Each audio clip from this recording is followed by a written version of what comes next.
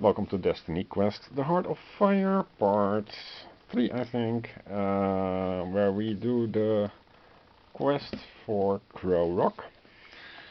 We have just managed to defeat our first enemies, so it's a lot of text and then some small combat. But no doubt we will find some more. And we just found the entrance to Crow Rock. You cover your nose as the pair of you scrabble down the rubble into a basin-like depression. The ground is covered in gravel and dirt and a graveyard of bones. Flies buzz over the carcasses of animals, while crows peck at the half-eaten remains. The stench is almost overpowering. "The Manticore!" you gasp, choking on the rancid air. Benin points to a cave opening with his staff. "That's its lair." You don't seem afraid," you croak, stepping over the shattered ribcage of some unknown creature. "Manticores are savage, ferocious." Benin starts towards the cave. "The errand I mentioned earlier, it ends here." He looks back over his shoulder. "Now, I suggest we work together, or else it will be our corpses rotting out here in the cold." Turn to 225.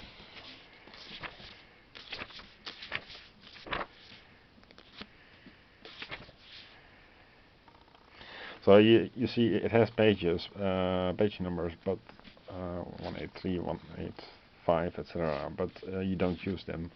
You use the big section numbers. Okay, a short tunnel leads you through into a circular rock basin, open to the sky. The floor is littered with half-chewed bones and ragged scraps of cloth. Ahead of you, on a stone ledge, lounges an immense leonine creature. It is at least 10 meters long, from head to tail, its powerful white-skinned body rippling with muscle. The Manticore. It is just like the stories you were told as a child. A savage predator with the body of a lion and the wings of an eagle. The beast's tail is scaled, tapering back into a barbed tip that drips with deadly venom. Your heart sinks when you see it, knowing that you could never defeat such a beast. From the skeletons lying around you, it seems many others have tried and failed. The beast is watching you through heavy-lidded eyes. "Do you have a plan?" whispers Benin, his voice shaking. "I assume you are an accomplished hunter, come to gain another trophy." You are about to answer when the beast rises onto its forelegs, its immense wings snapping back from its broad shoulders. After giving a long yawn, displaying the largest set of canines you have ever seen, it shakes its shaggy mane from side to side, its neck bones clicking. Then it speaks. "Why are you here?" it asks, in a deep and sonorous voice, magnified 100-fold from the high stone walls. Your shocked expressions draw a smile from the beast. "I see you had been expecting a fight, not a conversation." Its barbed tail flicks lazily from side to side. "Sometimes I do like to approach matters in a more civilized way. Now speak, or a fight is what you'll get." Benin steps forward, bowing awkwardly. The Bishop of Carvel has been the victim of a sinister attack," he stammers. "I know how to break the spell, but I need—" He pauses, nervously licking his lips.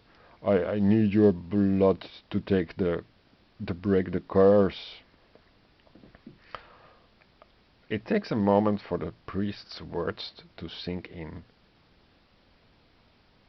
You as well, you frown. You I should have guessed. What? Benin claims in surprise. You're not a hunter. I need the blood. I made a promise to someone. To who? He demands, his face suddenly flushed with anger. Oh, it's the thief, isn't it? The one who stole the relic. Uh, wait, I don't know, you implore. The bishop is dying. Benin shakes a clenched fist. He needs this cure. And I'm helping a man who was attacked in your church. You snap, losing your patience. A charm was used on him, and I need the blood or he will die. Laughter booms from the canyon walls. And do I have a say in this matter? Asks the manticore, flexing one of its enormous paws. Its words bring you both up short.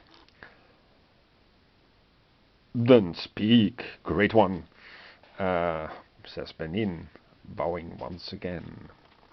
I know who made the charm, snarls the manticore, and they are stronger than anything I have previously encountered. The creature turns to display its left flank, where a jagged wound cuts across its white flesh. They took my blood for a ritual, and I was powerless to stop them. The beast settles back onto the lone stone ledge.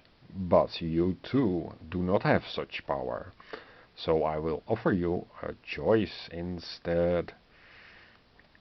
The creature's mouth twists into a cruel smile. Decide who is most worthy to take a single drop of my blood, and you will have it.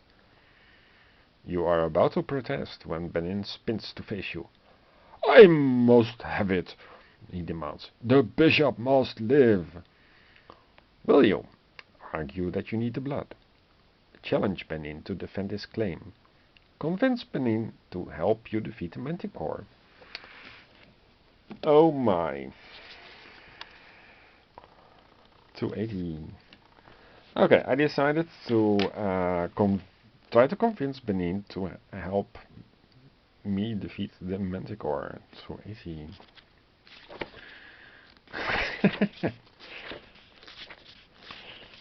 So these choices matter. If you challenge Benin into a fight, then you cannot defeat the Manticore together, for example. So there are branching paths. Unwilling to make a decision, you turn to Benin. Why should we play this game, you scowl, drawing your weapons? You said before, we need to work together. The priest does a double take. Oh, are you serious? He hisses. Look at it! The manticore beats its enormous wings, lifting its body into the air. Then, throwing back its head, the beast gives a thunderous roar. I think it's too late for regrets, you state grimly. You're a priest, right? Benin nods, his mouth hanging open as he stares at the beast's dagger-like claws. Oh, good. Then say a prayer to that one god of yours. Ignoring the sickening fear in your gut, you charge towards the beast. Behind you, Benin calls out the words of a spell, surrounding you in a shimmering halo of light. I gave you a choice, snarls the manticore, its barbed tail whipping through the air. It appears you have chosen to die. With a booming roar, the monster lunges. It is time to fight. Manticore. 2, 3, 1, 25. I added here 2, 3, 1, 25. And I had for my hero 2, 4, 5, 3, 30. I rolled here 26 versus 18, and oh, here is the health. I became also poisoned, I think, and it cost me. Oh, let's do this again.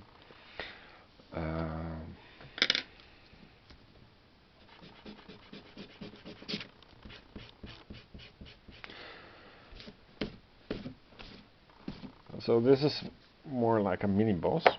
Let's copy over 2, 4, no, 2, 4, 5, 3, 30. And the Manticore.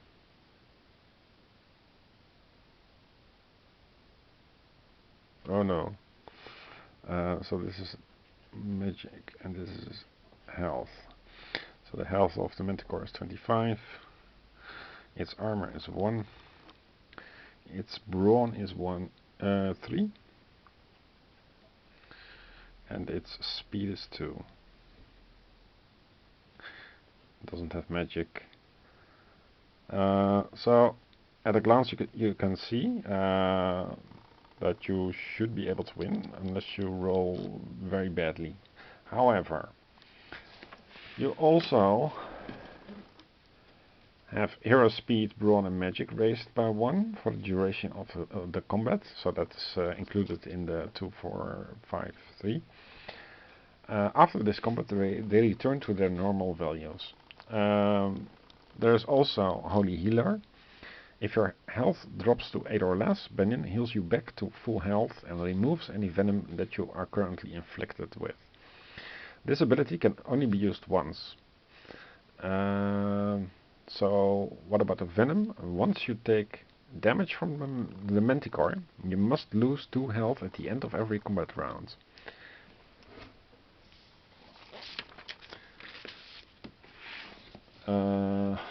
Alright, let's do this.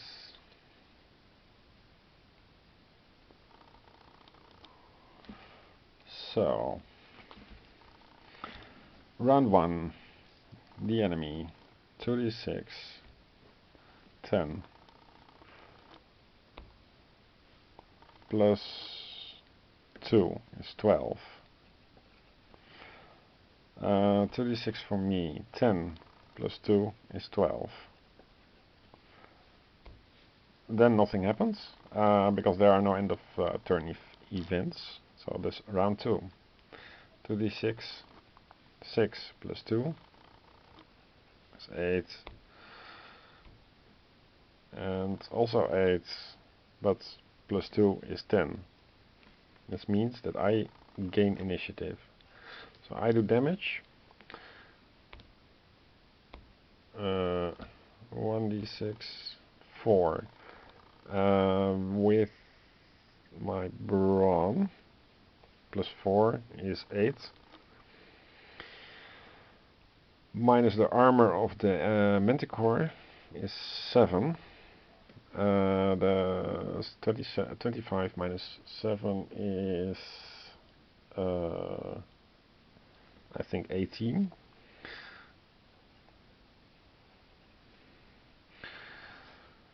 Next round is 6 plus 2. Well, these two cancel each other. Let's just do 6 and 5. So the Manticore has initiative. Manticore does damage to me. How much? 1. Okay. Its brawn is 3, so it becomes 4 against my armor of 5. Does not damage, so nothing happens. Thanks to Benin's blessing or something. New round. 3 versus 4. That means that I gain initiative, and I do 2 damage plus 4 minus 1 is 5. So the Manticore is 18 minus 5 is 13. New rounds.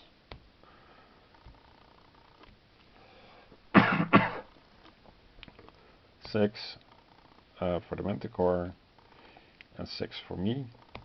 Nothing happens. There's no poisoning and no ongoing effects. New rounds. 6 versus 11. Okay, so I gain initiative. 6 damage plus 4 is 10 damage. Minus 1 is 9 damage. 13 minus 9 is 4. New rounds. 9, 8. Manticore attacks. Manticore attacks for 4 plus 3 is 7. Minus 5 is 2. So my 30 becomes 28. About here. And then become poisoned. So at the end of this round, I have 27. New rounds. 8 for the Manticore, 7 for me. Manticore attacks for 6. Plus 3 is 9. Minus 5 is 4. So 27 minus 4 is 23. And I stay poisoned, so it becomes 22.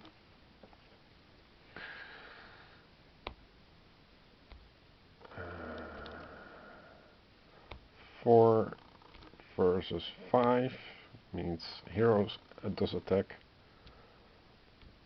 I attack for 4 plus 5 is 9 minus 1 is 8, and the Manticore is on minus 4 and defeated.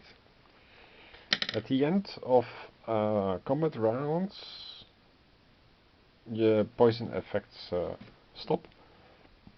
And this 22 is it resets to 30. However, it's not entirely clear, but it's not really. It becomes much more interesting if it is not reset to 30. But I have to check this. Attributes health.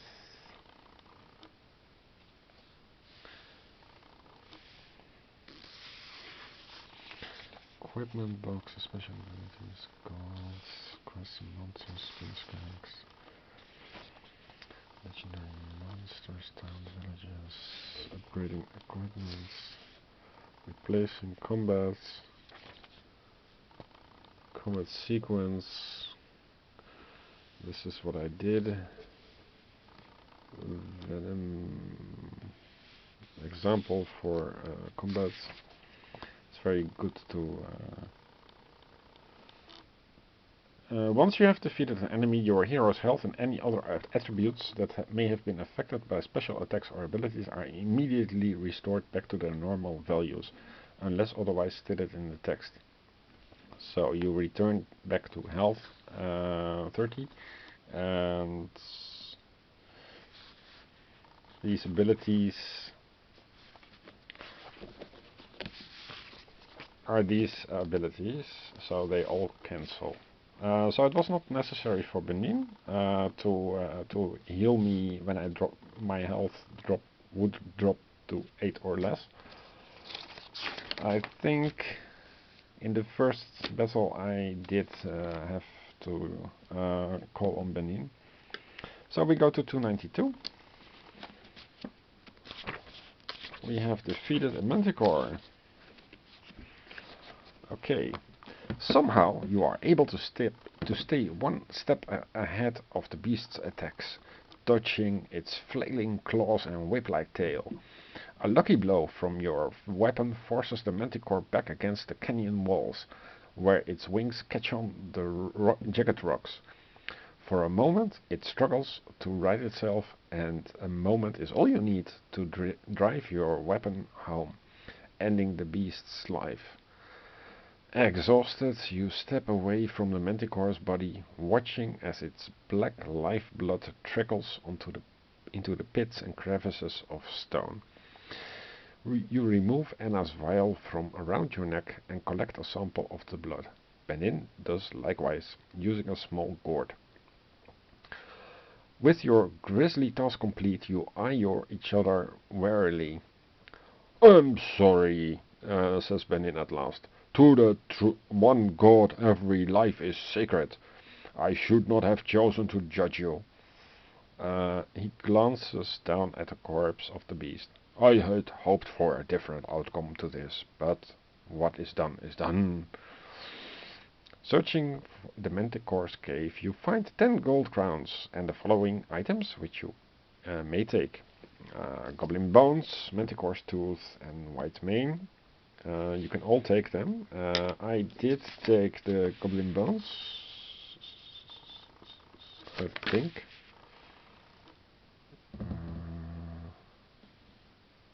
Somewhere. Goblin bones would be for the backpack.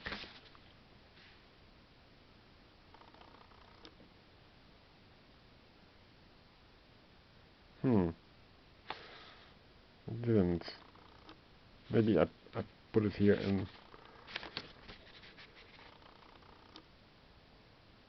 Oh, never mind. Manticore's tooth would be a left-hand dagger. No, didn't take that. And the white mane would be on the head. And I have Assassin's Veil. So I didn't take, but I took the gold. And it is now 34. Okay.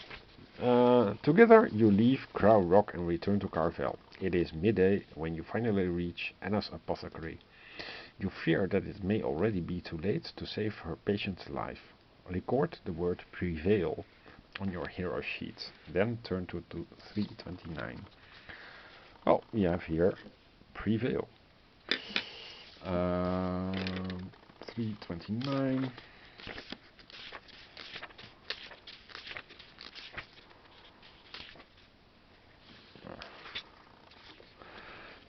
You find Anna at Yolanda's bedside. Quickly, she takes the vial from you and sets to work on the antidote. It appears that you have arrived just in the nick of time. The thief's condition has worsened drastically. His face now gaunt, the skin clinging to the bone. Occasionally, he gives a wheezing, rattling breath, the only outward sign that he is still alive. Anna pours her concoction into a shallow bowl before moving to the man's side. You grab a blanket and use it to prop him up, while the healer tilts the bowl to his pale lips. He coughs and splutters on the sticky liquid, but it appears that he has at least swallowed some of it. Anna seems satisfied. "Now we must wait," she says. "We should see an improvement in the next hour or so. Otherwise..." The healer shakes her head sadly. You wait in the shop, surrounded on all sides by a multicolored array of potions, herbs and powders. However, your eyes keep returning to the small onyx statue in an alcove above the front door. It looks like a bearded man with his hands resting on a large rotund belly. You make a note to ask Anna about its origin. You have never seen one like it before. At last, Anna emerges from the side room. The healer looks tired, but she is smiling. Under one arm, she is carrying a small iron casket. You rise quickly to your feet, urging Anna to reveal the outcome. The antidote has worked, she nods, glancing back towards the side room. Yolando is sleeping now, but he needs to regain his strength. But we were able to talk briefly. Will you ask about what happened to the thief? Ask about what is in the casket? Ask about the statue above the door. Thank Anna and leave? Let me check what I did. 329.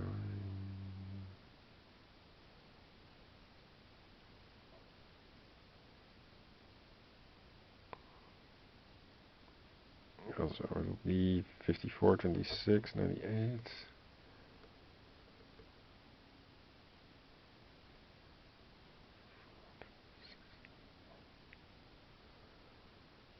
I don't know.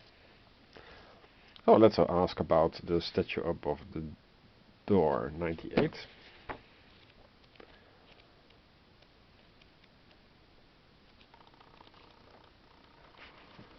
Oh, that, smiles Anna, her mood suddenly brightening.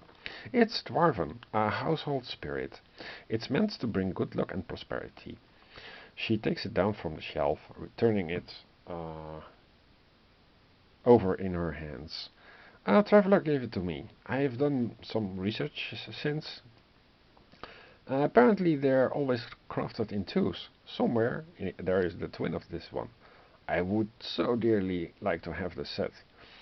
Anna proudly places the statue back above the door. He does look lonely up there, all on his own. Perhaps one day I'll find the other. Okay.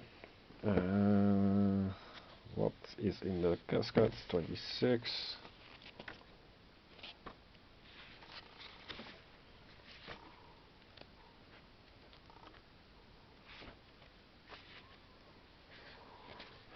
That's actually for you. Anna hands you the casket.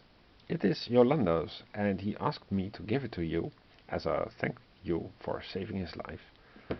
The casket is plain with no decoration or mark. It feels heavy in your hands. Opening it up, you find a black-bladed dagger inside, with a small leather pouch and an envelope tucked alongside it. If you wish, you may now take Cutthroat Scarver. I wish I did take Cutthroat Scarver. And it does 1 brawn, 1 magic, and it can bleed. The pouch contains 15 gold crowns. The envelope contains an iron key. Oh. You turn it over in your hand, looking for any clue as to its use. Oh, it's the key to Yolanda's safe house, says Anna. He will leave town for a while, until the troubles have died down. His safe house is now yours. I can give you directions. Make a note of the entry number 49. Anytime you are in Carvel and wish to visit the safe house, turn to that entry number. So what I did was just write out here, safe house 4926. So I'll say 49 safe house. Safe house looks like so. Whenever and now is as good as a time as any. Yolanda's safe house is an elegant-looking mansion on the east side of Upper Town. However, its outward appearance is sadly deceiving. Once past the front door, the interior is an empty shell, crawling with rotten mold and the occasional rat. It appears that Yolanda's belongings amounted to little more than a pallet bed, a chamber pot, and a rusted old trunk. Opening it up, you discover that the trunk is empty, but this will provide a useful area for you to store items safely. You may store any extra backpack items or items of equipment in the safe house during Act 1. If you swap equipment, weapons, backpack items during a quest or while exploring